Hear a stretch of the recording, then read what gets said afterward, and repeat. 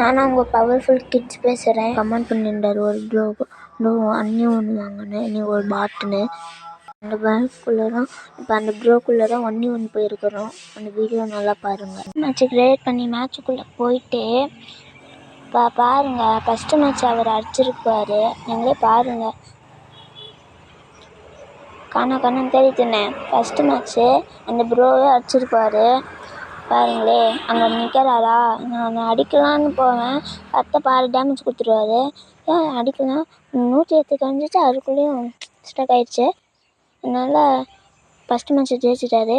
Second மேட்ச்சில் யார் ஜெயிக்கிறாங்கன்னு நீங்களே பாருங்கள். சப்ஸ்கிரைப் பண்ணிக்கோங்க முழுக்காம. தாங்க நின்றுருக்காரு வச்சு ஒரு அழுத்து வண்டில் 150 அப்படியே எமௌண்ட் போட்டு விட்டாச்சு. செகண்ட் மேட்ச்சு பாருங்கள்.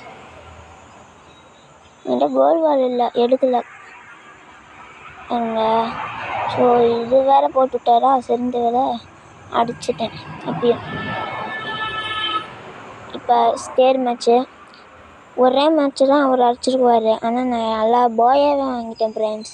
பாருங்களே, எங்கே தேர்னா பையன் இங்கே வந்து ஒழிஞ்சிக்கிட்டாரு.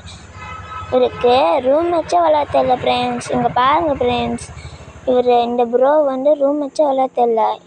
ஏன் தெரியுமா, இந்த ப்ரோ கிரனேட் போடுறாரு பாட்டு மாதிரி.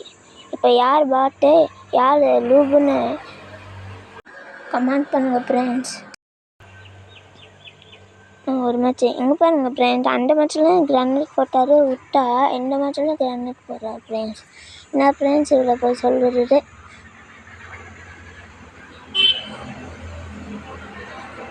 பாருங்கள் ஃப்ரெண்ட்ஸ், கிரனேட்டாக வரும் பாருங்களே.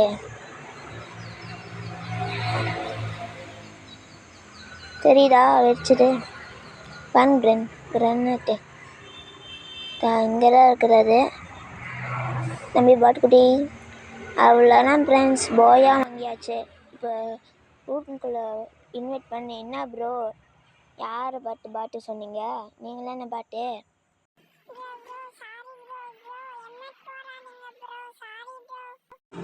பாய் கைஸ், அடுத்த வீடியோவில் பார்க்கலாம். அந்த ப்ரோ வெளியே போயிட்டாரு.